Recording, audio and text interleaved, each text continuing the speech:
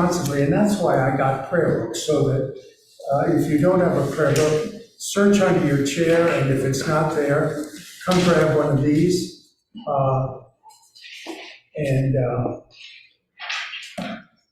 Because we all need to be on the same translation.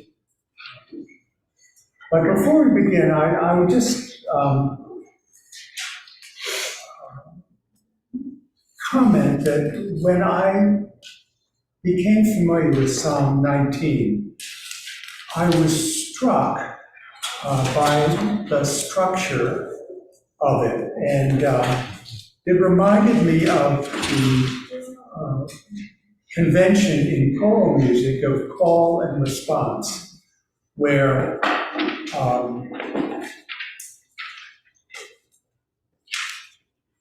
good. He's visualizing this.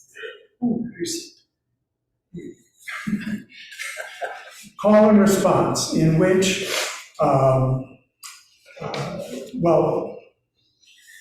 in which a solo voice will sing a line or a verse, and then a group of voices will respond with a line or a verse. And so the solo voice states a theme, and the response restates the theme, but enlarges on it.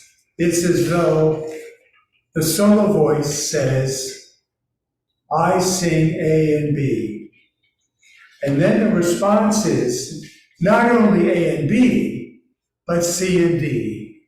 And so there's a cumulative effect as the song goes on. I think in America, we most frequently see this in African American folk songs, field songs particularly. But I did a little research this week and discovered that it really crosses cultures. And in fact, in much Baroque and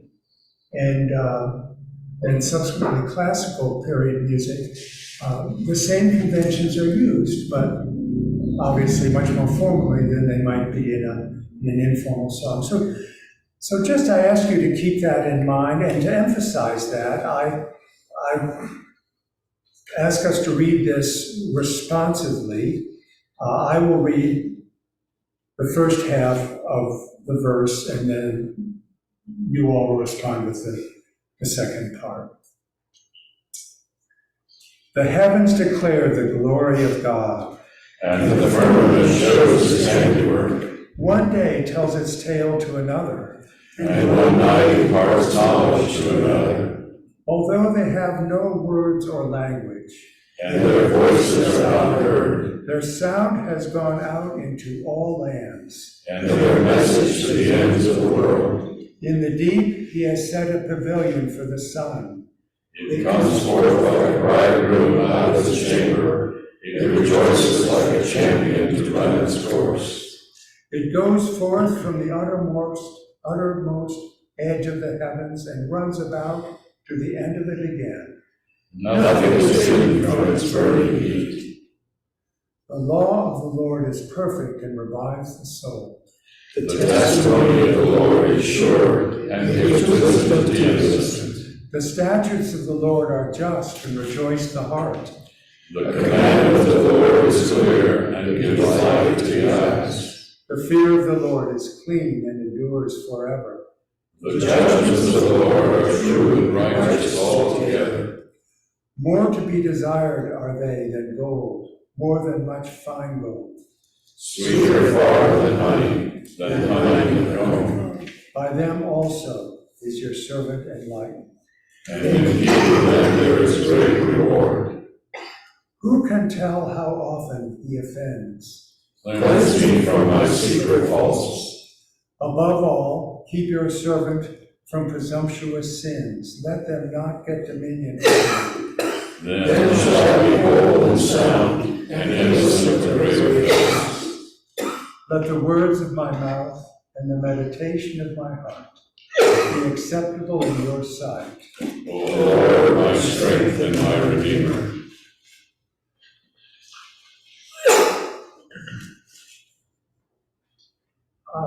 You have a reaction. What, I should say, what is your reaction? A reaction could be bored stiff, so I better say, what is your reaction to this and to reading it? I thought the whole psalm is a kind of call and response. The first 6 verses are about the creation, showing God's glory. And the second half of the psalm is the Torah, or the law, showing forth God's glory. So it's like not only the verses are call and response, but the psalm itself has that kind of dynamic. It does, yeah. It almost feels like 2 different psalms, 1 to 6. And I was reading the New Oxford Annotated Bible, and the comment was that verses from 7 on were maybe written later than 1 to 6. Mm-hmm. I wouldn't know, but An appendix. That may well be, and I have a confession to make. When I read the Psalms for myself, not for trying to get ready for a sermon or something, I stay away from the commentaries. I want to react to the poetry, and so it may well be that portions of this psalm come from different periods, but one kind of response to that is that whoever the final editors were put it together as a unit, and I sort of accept that as a unit. Which is not to say that the scholarship that examines these matters is irrelevant. It's entirely relevant, but in terms of my sort of approach to the Psalms, I tend, for devotional purposes, not to spend too much time on that, and more interested in the sort of the overall poetic structure. Well, I was inspired by the second stanza. One day tells this tale to another, and one night imparts knowledge to another. I just stopped then and went into a little thing. Yes, I felt like writing the next poem myself because of that. Because I thought, yes, I love that. I love the sort of metaphorical thing about it. That was inspiring for me. Just hearing that, it was sort of jumped out. I think that whole first stanza is really almost an ecstatic poem, standing in the sheer awe of creation. Yes, And it's definitely focusing on nature. It's just and creation. Mhm. It's beautiful. So. Mhm. When you say you were just stopped by that verse, Yes. there's a method of doing scripture study called Lectio Divina, which is holy reading or spiritual reading, and that's the way you do it. You read it until something jumps out at you, and then you're done with your reading. You just focus on that one thought, because that apparently is what the Lord has to read today. And so I really like that. I like the last part. Uh, 11 to 14, okay. or 12. Say more. The prayer, Uh-huh. like in the Episcopal liturgy, the confession of sin has always been meaningful to me. Though it's gotten better since the old days. It's different. Anyway, that's just my side. So, cleanse Well, me. they did take away the whips that we flagellated ourselves. Yeah. I mean, I grew up with the whips, and then, changed, fortunately. So cleanse me from my secret faults. I like that one because there's things that I don't even know. That I've offended somebody, or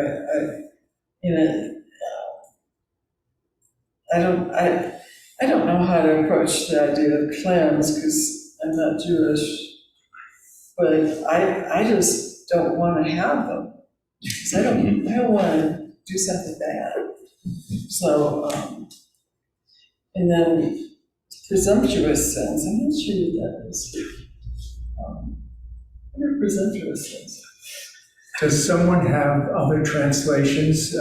How is that word translated in some Do other? you have a common English Bible? What's that? Do you have the common English Bible? It's not in here. No. Mine says presumptuous sins too, the RSV, so I'm sure there are other translations. Yeah, I get a kick out of that every time I read it. It's kind of like, cleanse me from these, the rest of my paper. The New English Bible does not say presumptuous. It says something else, but I can't remember what it is that it says.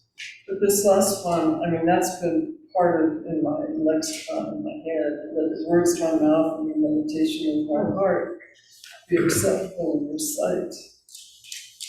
Yeah. I mean, it's like, God, I just really want to be a good person.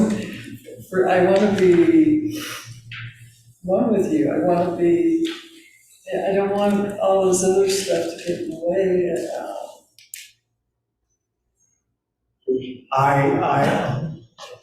Here's a different translation of verse 13.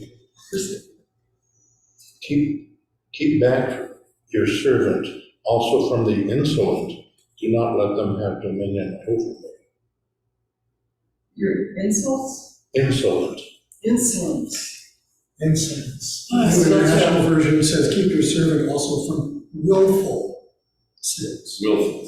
Okay, so we've got the hidden, As the opposed ones we don't know about. Right, Yeah. And as then the opposed ones things done and, we know about. Well, I can spot presumptuous sins in other people. how presumptuous of you.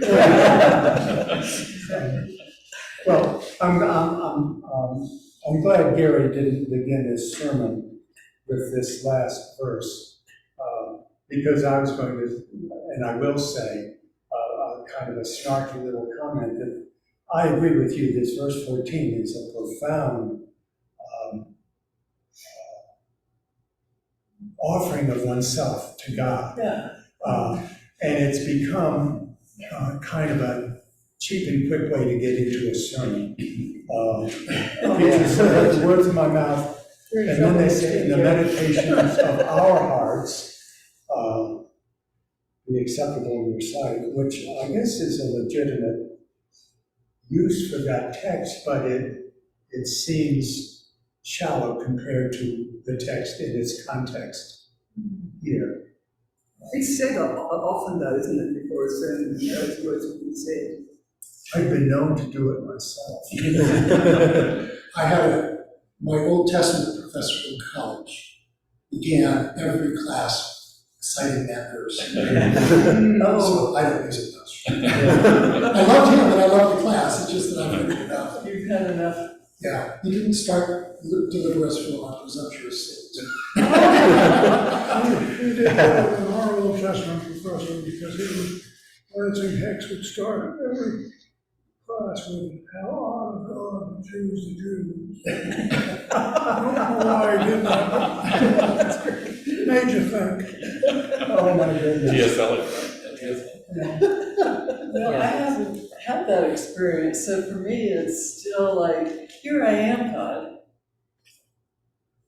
Hug me. Or here, just, I see, as having open arms, and anyway. I want to say a little bit more about the psalm as a whole, so focusing on these last three verses is a little bit of cart before the horse, but to dwell with them for a moment, I was struck by the modesty, and I think you touched this by referring to confession, which is what this is, but there runs throughout the Psalter, but here it is in full view, the psalmist is profoundly modest, does not put himself out as, well, you know, I'm one of the faithful ones, I've got, you know, I've got my cards all in order, my ducks are all lined up, and, but sort of at the outset acknowledges that, as you point out, I probably am going around offending, you know, with offensive behavior and don't even know it. On top of that, I'm capable of presumptuous behavior. Overt. And so then the final verse 14 seems to me, in the context of those two verses, to say in the light of that, you know, the offenses I don't even know about, and the ones that, you know, in my presumption and arrogance, to use one of the translations, I do let my words and my thoughts and my actions be acceptable. There's a sort of a modesty there that I find winsome, almost beyond imagination. It kind of stands in contrast to some of the other ones we've read, you know, where you hear some of these verses like, my ways are righteous, strike down my enemies. I wonder, I'd have to go back and look, but so often in the New Testament, I probably in the Old Testament too, I've forgotten enough of my Hebrew not to be clear, but left the words of our mouth. I wonder if that's a third person imperative. Because there are, in Greek, there's a third person imperative. We don't have it in English, so it's hard for us to understand. But thy will be done, thy kingdom come, those are third person imperatives. It's not saying you do this, it's your will do this, and we don't have that. And so I wonder if this is one of those ways of strengthening the point that you're making. It's not kind of a nice wish, we'll let this happen. But it's sort of, it's a command to the will that this be the case. I don't know. I'm just No, well, thank you for that, because that is a perfect illustration of the difficulty of translation. And to have that insight brought into the conversation, I think is really very helpful. It adds some real oomph to this. Is it like Picard saying, let it be so? Yeah, I don't think that that's kind of a fervent wish. I think that that's, you know, It's more of a there's more force behind that. command. May the force be with it. So that's mixing metaphors. Well, I agree with everything we've said about the first stanza, verses 1 through 6. Although I might just say, I think that is just an exquisite hymn.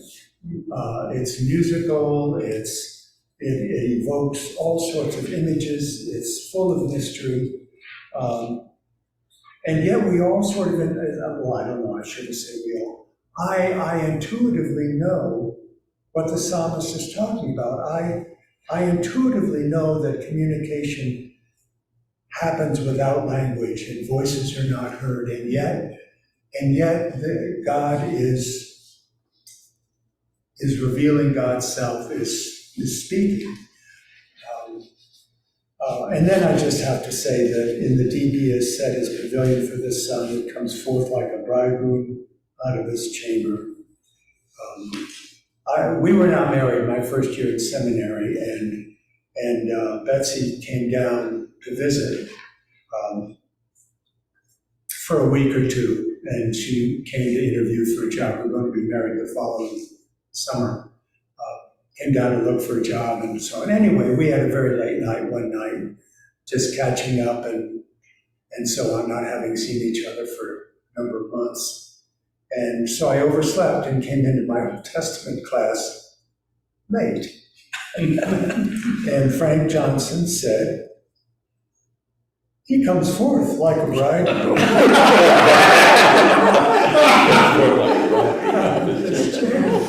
That's good. Little implication there. Little You know, embarrassing. it's just a little pain when I read this psalm.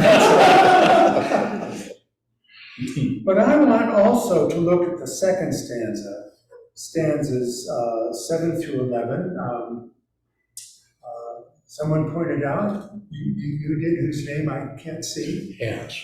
Hans? Hans, Pointed out that the structure of the psalm is really threefold. Begins with a kind of a hymn about nature, and then the Torah or the law. I don't want to make too much of it, but I think there's something in that sequence that's significant, that God's first revelation is in creation, and then God reveals God's self in the law. But I just, the call and response structure of these next stanzas just knocks my socks off. The law of the Lord is perfect and revives the soul. And the response is, the testimony of the Lord is sure and gives wisdom to the innocent. So it says, yes, all of that and more. Let me tell you what the law is. And you just go through this until there's almost more than you can put in your basket at once. But what I want to point out is within each of those verses is, I want to use the word parallelism, but I don't want to evoke all that talk we did at the first session about the structure of Hebrew poetry, although this is the case where it's so obvious it can't be missed. Notice in stanza, in verse 7, law in the first line parallels testimony in the second line. Revives the soul is paralleled by gives wisdom. Then in 8, statutes paralyzes. Statutes parallels commandment. Rejoice the heart parallels gives light to the eyes. Fear of the Lord, judgments of the Lord,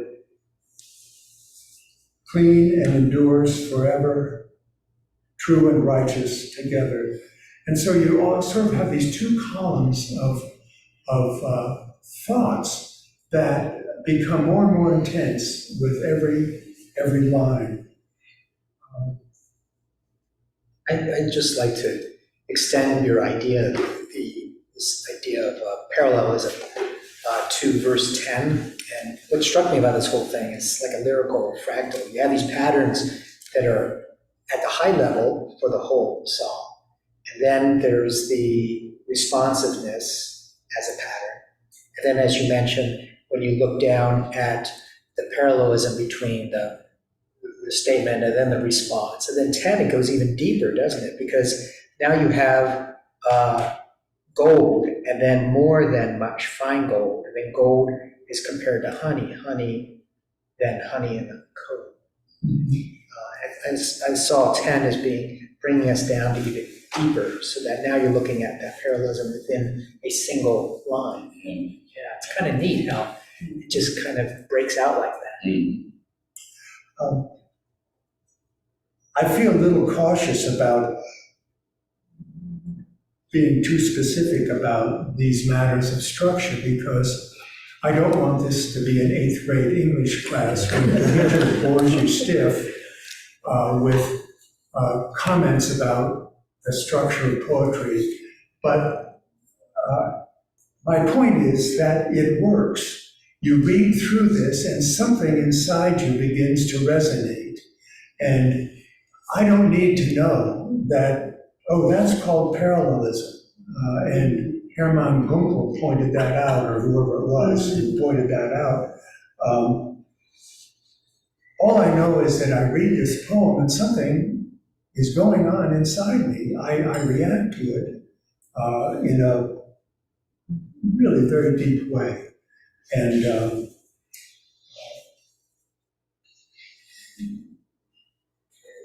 it's just interesting, well, I'll get into this when we get to 119, which better do quickly because we only have 10 minutes. Anything more on this? Yeah, I do.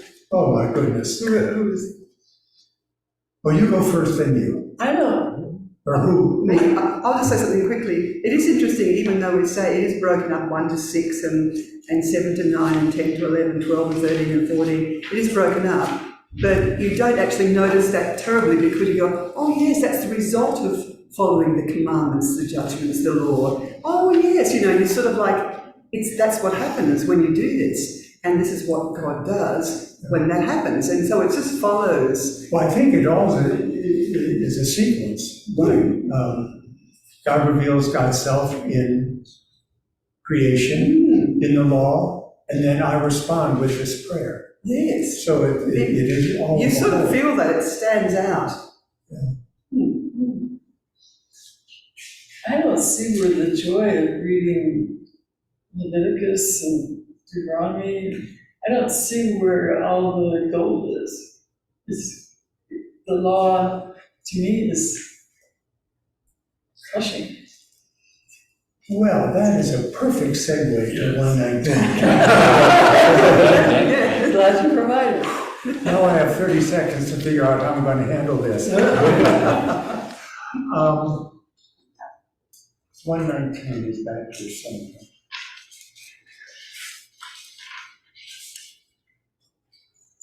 There we go. I want to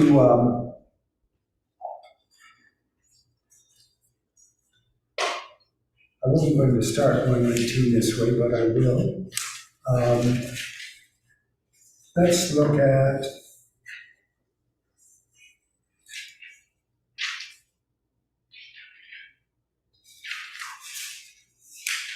where is it? Why is it so Oh, long? Lord, your word is a light to my, here it is, Yeah. 105. 76. Did anyone undertake to read all of 119 and not just,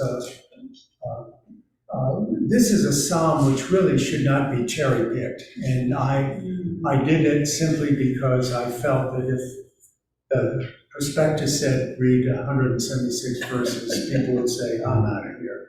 I'm going to Dairy Queen.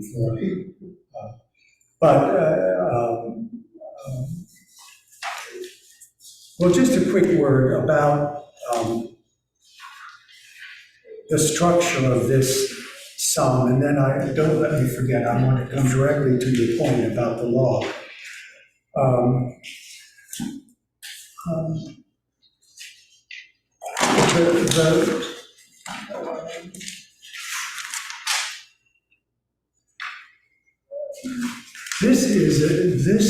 This psalm is unique among all the psalms, not only because it's the longest, but because it has an unusual structure. It is 176 verses long. It's divided into 22 stanzas. Each stanza has 8 verses. There are 22 letters in the Hebrew alphabet, and in sequence, each line within each stanza begins in sequence with a letter of the Hebrew alphabet. So the first 8 verses, the first stanza, all of those lines begin with Aleph, the first Hebrew letter. The second 8 verses, each line begins with Beth, the second Hebrew letter. So there's an artificial, well, that sounds cheap.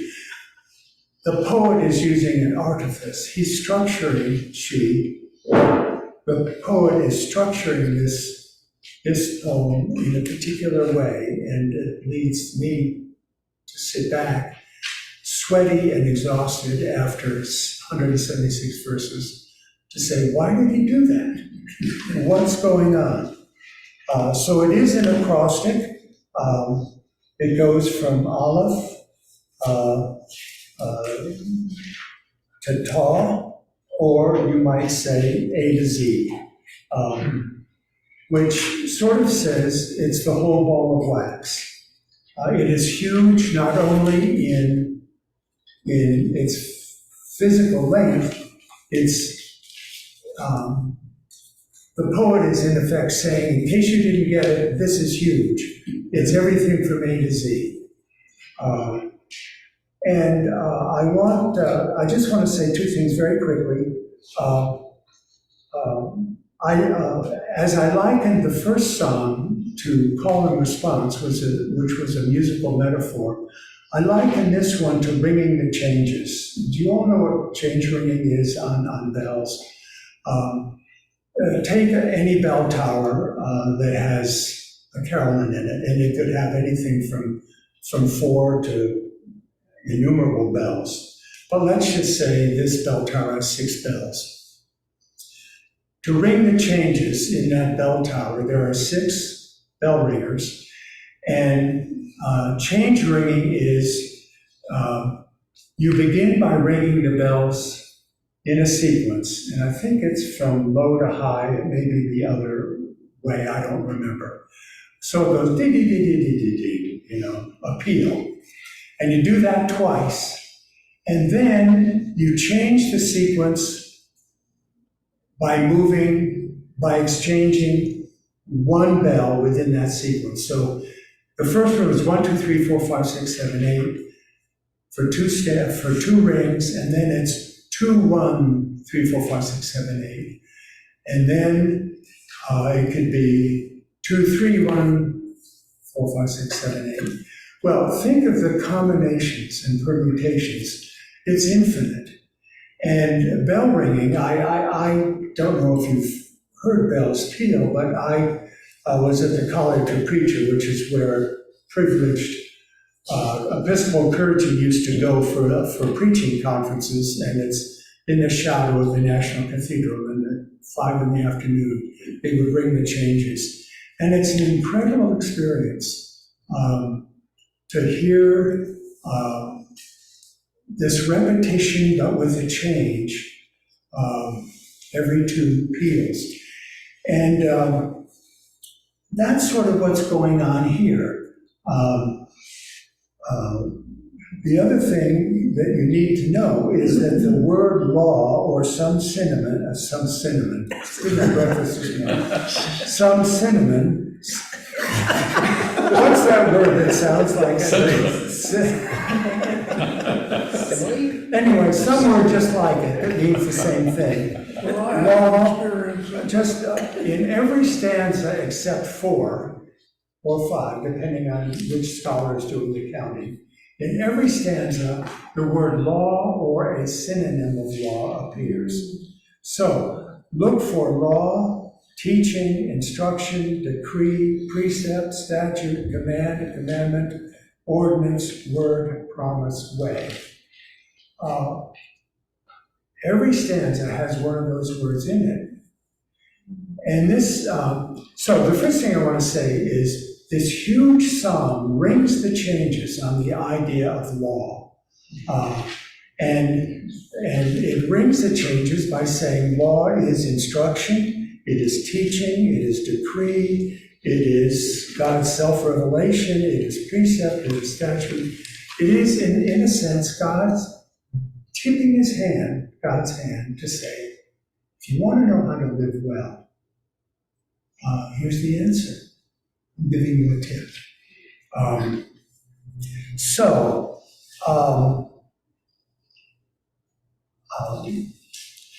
I'm going to go out on a limb now, because I am not one who usually wants to read the New Testament back into the Old Testament. I prefer much to just to read the Old Testament as obviously I'm a Christian, so I can't really do that, but as much as I can to read it on its own merits.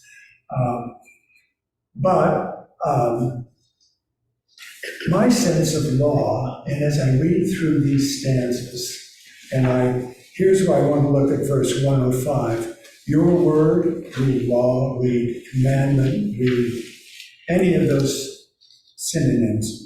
Your word is a lantern to my feet, a light upon my path.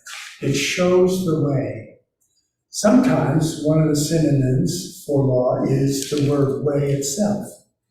So this psalm explores, obviously, not all the ways, but at least 176 different ways in which we can understand God is revealing to us a way to live well.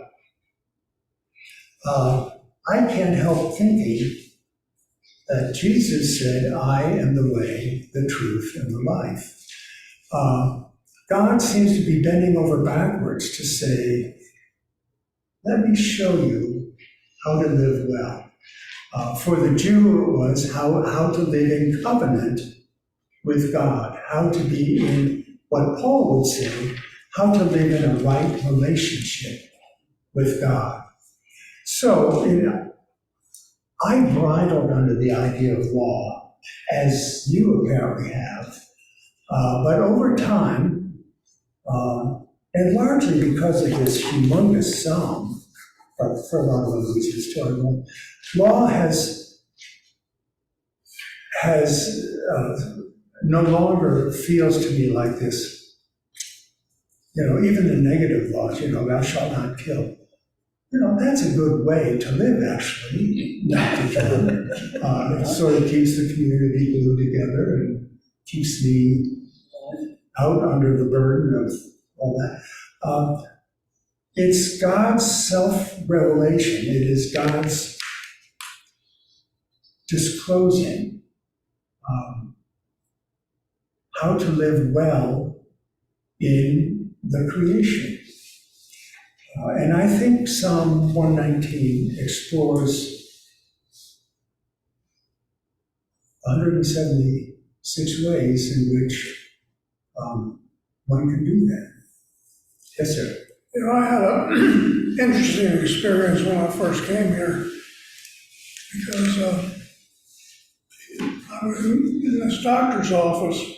I had just gotten a set of hearing aids, and I went in to see him, and I said, ears have they and hear not, noses have they and smell not, and he was about to do a nose on my nose. He said, where did you hear that? I said, well, that's part of the Psalms.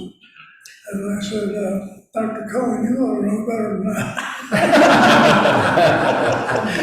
So I was able to use the Psalms to kind of settle the humor down, the seriousness of what he was going to do. Yeah.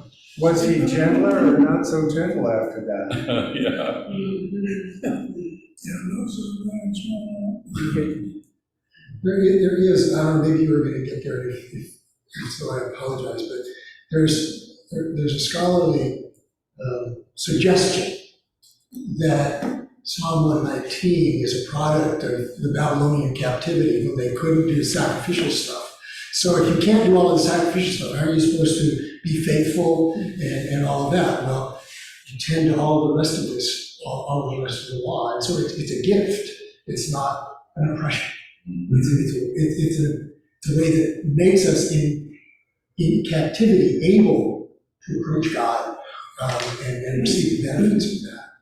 And some other scholars say, no, this comes up from a different time. It doesn't have anything to do with Babylon. I'm not going to argue that. Just saying that's one thing. But it's that sense that, well, we can't do our sacrificial stuff. And that's what we did. That's how we knew that we could be in right relationship with God. But Babylonians won't let us do that. How are we going to do that now? So we're going to turn to something else. Yeah, thank you for reminding me of that. There's a good corrective for the negative view that we sometimes get out of the New Testament, out of Paul particularly, about the law being just oppressive and awful and something we got to throw off. And that is not the way Jews understood the law. So reading this about loving the law is something that is foreign to us as Christians, because we have a tendency to almost hate the law because it's supposed to be so oppressive. And so I think it's a wonderful corrective.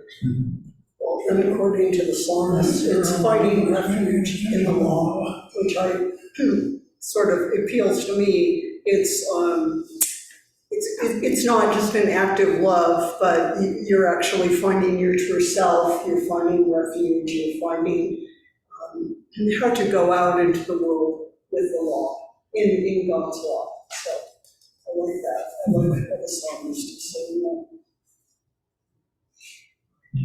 We're at our time.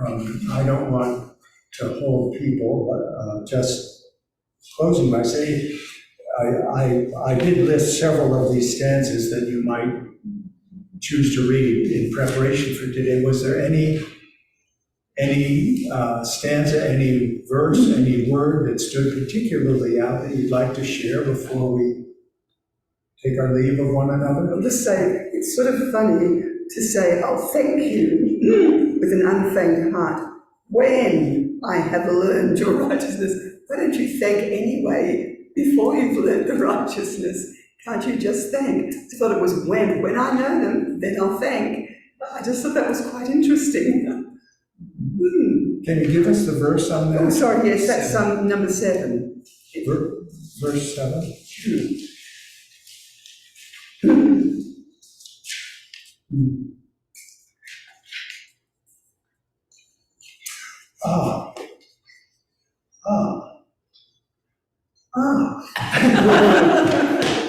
One thing I was going to say, it's not only A to Z, the whole ball of wax.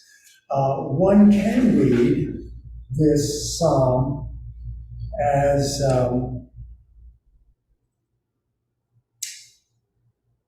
from youth to age, because, and so the future, if you read stanzas 1 and 2, verse 9, which begins stanza 2, how shall a young person cleanse his way?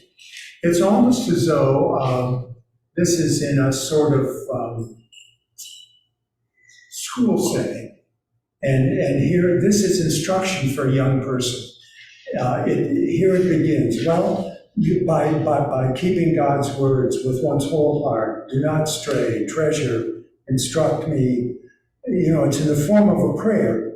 But then we read through stanza after stanza after stanza, and then at the very end, if I can find it,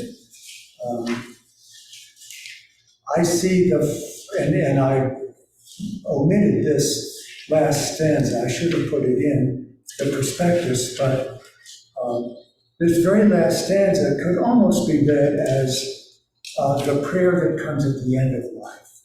So that you have sort of the first 2 stanzas are the beginning of life, the invitation to commit to God's word, and in the voice of the psalmist making that commitment. And then at the end, let my cry come before you, O Lord, give me understanding according to your word.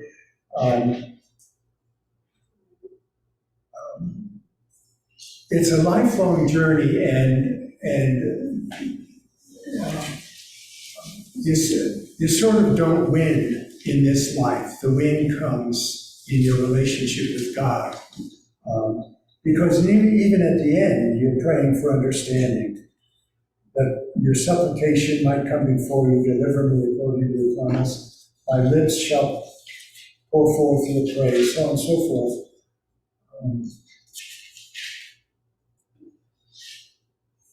And then at the very end, I have gone astray like a sheep that is lost.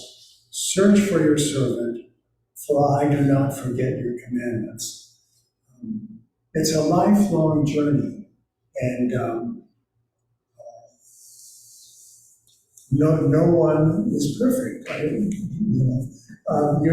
Your slide this morning, Gary, of Saint mirrored his sinner.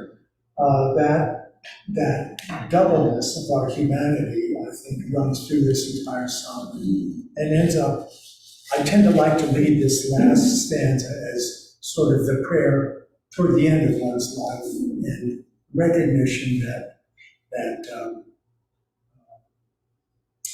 I have gone astray, and so search for your servant. Grace in Hebrew scripture as well as in Christian scripture. I'm tempted. No, I won't do that. we're done. Thank you. Thank you. And people don't forget, if you want to read the Psalms, something about the Psalms, books in And for you. if I gave you a prayer book, I need to take 9 prayer books back to the nave, so I don't have a lead, so if I gave you one, give it me back. Because that was, I think I put that on the chair, actually.